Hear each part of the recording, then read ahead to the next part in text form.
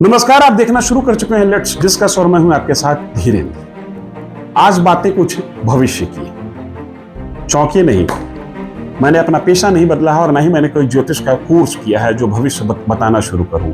आज हम पड़ताल करेंगे बिहार में दोनों गठबंधन की भविष्य की। क्या आने वाले लोकसभा चुनाव तक गठबंधन का स्वभाव और चेहरा बना रहेगा या लोकसभा चुनाव आते आते एनडीए हो या महागठबंधन, इनकी गांठें खुलनी शुरू हो जाएंगी। हम अपनी बात शुरू करें इसके पहले आपसे आग्रह है कि आप हमारे चैनल को लाइक और सब्सक्राइब जरूर कीजिए। हम ऐसा इसलिए कह रहे हैं कि गठबंधन की गांठें लोकसभा चुनाव तक खुलने लगेंगी क्योंकि 40 लोकसभा ही सीट है बिहार में। एक अनार 100 बीमार वाली स्थिति है। कांग्रेस जो कि पिछली बार महागठबंधन में रहते हुए 9 सीट पर चुनाव लड़ी थी, उसके बारे में कहा जा रहा है कि कांग्रेस को इस बार महागठबंधन में सिर्फ और सिर्फ 5 सीटें दी जाएंगी। चूंकि महागठबंधन में नीतीश कुमार की एंट्री हुई, नीतीश कुमार ने अपनी पॉलिटिकल लॉयल्टी को स्विच किया है, एक बार फिर पलटी मारे हैं और नीतीश कुमार जो कि पिछली बार एनडीए के साथ थे, नरेंद्र मोदी को नेता मानते हुए चुनाव लड़ रहे थे, इस बार नीतीश कुमार राहुल गांधी और लालू प्रसाद यादव के साथ हैं और लोकसभा के गणित के हिसाब से नीतीश कुमार की पार्टी सबसे बड़ी पार्टी है महागठबंधन में बिहार में। महागठबंधन के पास बिहार में मात्र 17 लोकसभा सीटें हैं जिसमें 16 अकेले नीतीश कुमार के पास है और 1 सीट कांग्रेस के पास है। इसके बावजूद अगर यह कहा जा रहा है कि कांग्रेस को सिर्फ 5 सीटें मिलेंगी तो समझना होगा कि आखिर ऐसा क्यों।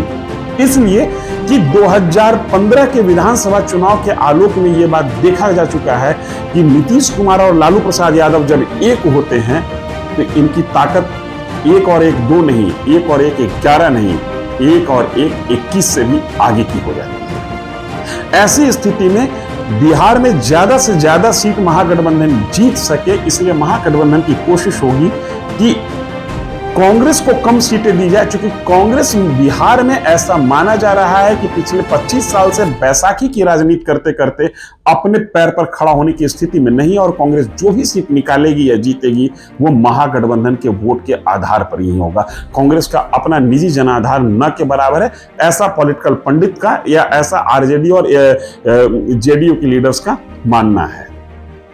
यद्यपि पिछली बार आरजेडी के साथ रहते हुए कांग्रेस 9 सीट में 1 सीट जीतने पर कामयाब हुई थी और आरजेडी 20 सीट पर चुनाव लड़ी थी, इसके बावजूद आरजेडी के खाते में 0 सीटें आई थी।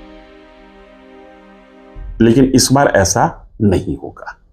इस बार ऐसा इसलिए भी नहीं होगा कि लालू प्रसाद यादव के साथ एक और पॉलिटिकल पार्टी है सीपीआई एमएल। सीपीआई एमएल की जमीनी ताकत का एहसास लालू प्रसाद यादव ने विधानसभा चुनाव के समय लिया है। इसलिए सीपीआई एमएल को नाराज करना और सीपीआई एमएल के डिमांड को इग्नोर करना महागठबंधन के लिए मुश्किल होगा। तो क्या जो कांग्रेस 9 सीट पर लड़ी थी वो कांग्रेस 5 सीट पर मान जाएगी?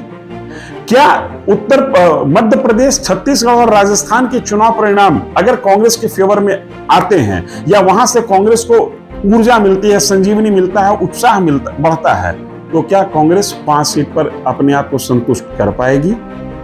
ये बड़ा सवाल है। ये बड़ा सवाल इसलिए भी है कि वो 5 सीटें कौन कौन सी महत्वपूर्ण होंगी जहां पर कांग्रेस चुनाव लड़ सकती है या जो सीट महागठबंधन में जेडीयू आरजेडी कांग्रेस के लिए छोड़ सकती है। किशनगंज कांग्रेस का सिटिंग एमपी, यह सीट हर हाल में कांग्रेस के पास होगा। कटिहार, तारिक अनवर कांग्रेस के दिग्गज नेता, पिछली बार हार गए थे तकरीबन 50,000 वोट से, लेकिन इसके बावजूद इनका टिकट पक्का माना जा रहा है और ये कटिहार से चुनाव लड़ेंगे। मोतिहारी, इस लोकसभा क्षेत्र का प्रतिनिधित्व कांग्रेस के प्रदेश अध्यक्ष अखिलेश प्रसाद सिंह कर चुके हैं, सांसद रहते हुए मंत्री भी बने थे यूपीए 1 में।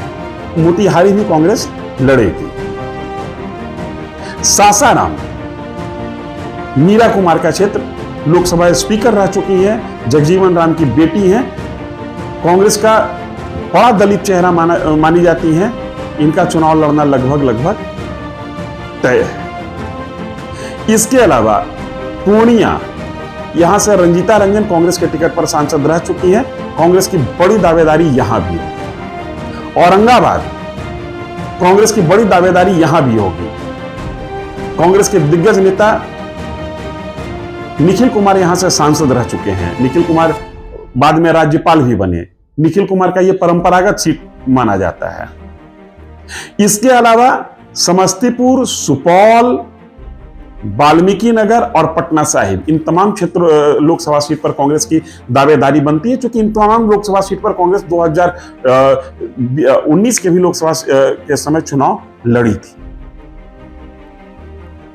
जाहिर सी बात है कि ज्यादा लूज करना होगा सीटों के मामले में जदयू को, लेकिन इतना भी तय है कि जदयू जिस तरीके से 16 सीट जदयू के पास है, जदयू की कोशिश होगी कि कम से कम सीटों का अदला बदली जो हो जाए, 16 की संख्या उसके पास यथावत बनी रहे।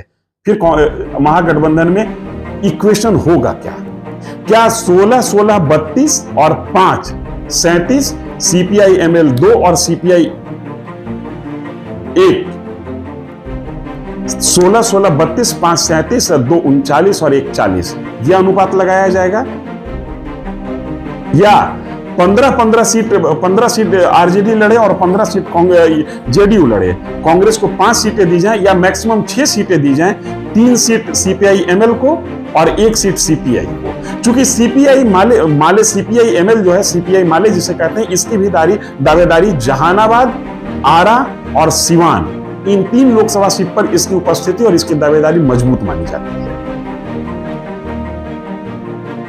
इसलिए मैं कह रहा हूं कि ये 5 का पेच न सिर्फ कांग्रेस के लिए बल्कि महागठबंधन के लिए भी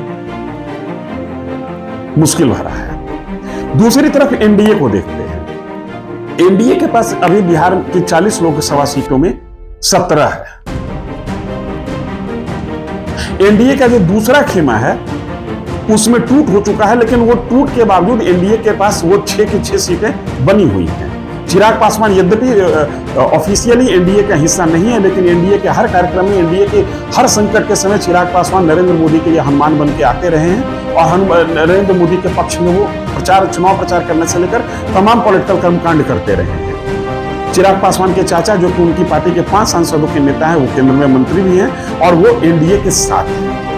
अब सवाल खड़ा होता है इन चिराग पासवान के चाचा पशुपति पारस के 5 लोकसभा सांसदों को। चिराग पासवान की दावेदारी है कि रामविलास पासवान की राजनीतिक विरासत मुझे प्राप्त हुई है, इसलिए जिस तरीके से रामविलास पासवान को 2019 में 6 सीटें दी गई थी, उन 6 सीटों पर नैसर्गिक दावेदारी हमारी है। पशुपति पारस और चिराग पासवान के मद्देनजर देखें तो अगर वोट बैंक किसी के पास है तो चिराग के ही पास है। ऐसे स्थिति में पशुपति पारस के साथ जो 5 सांसद गए हुए, उनका क्या होगा? क्या वो 5 के 5 लौट आएंगे चिराग के साथ, या वो उन 5 में से कुछ लौट आए और कुछ नहीं लौट आए? तो जो नहीं लौट आएंगे उनकी स्थिति क्या होगी, उनको कैसे एडजस्ट किया जाएगा? क्योंकि चिराग 5 से कम पर मान जाए ये संभव नहीं, चिराग 6 की दावेदारी करेंगे। इस बार जीतन राम मांझी की पार्टी भी हम एनडीए का हिस्सा है। हम 2019 में यूपीए का हिस्सा था और उस समय हमको 3 सीटें मिली थी। इस बार जीतन राम मांझी महागठबंधन में रहते हुए लोकसभा की 8 सीटों की दावेदारी कर रहे थे, 8 सीटों की मांग कर रहे थे। बाद में 5 सीटों की मांग की, तो जो लीडर, जो पॉलिटिकल पार्टी 8 सीट चाह रहा था, जो 5 सीट चाह रहा था, वो क्या 2 पर या 3 पर मान जाएगा? एक और महत्वपूर्ण चेहरा इस समय एनडीए के साथ है, उपेंद्र कुशवाहा।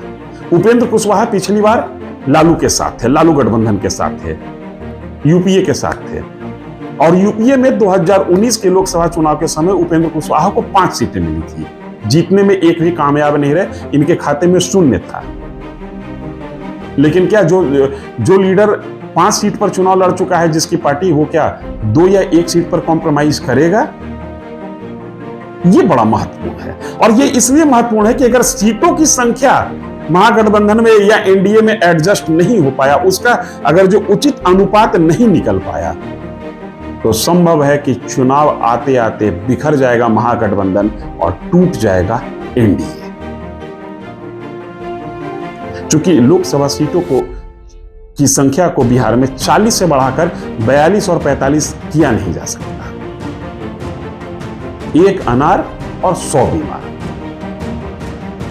आप कह सकते हैं कि जल्दबाजी है इस बारे में सोचना, लेकिन ये आपके लिए जल्दबाजी हो सकती है, मेरे लिए जल्दबाजी हो सकती है। राजनीति के चौसर पर जो चाल चलते हैं उनके लिए जल्दबाजी नहीं है। 9 महीने से भी कम का वक्त बचा है और अब पॉलिटिकल शतरंज पर गोटियां बिछनी शुरू हो गई। फील्डिंग शुरू है अपने अपने कंस्टिट्यूएंसीज को लेकर। नजर बनाए रखिएगा आप भी और नजर बनाए हुए हैं हम भी। एक बार फिर आग्रह है, लाइक एंड सब्सक्राइब जरूर कीजिए मेरे चैनल को। धन्यवाद।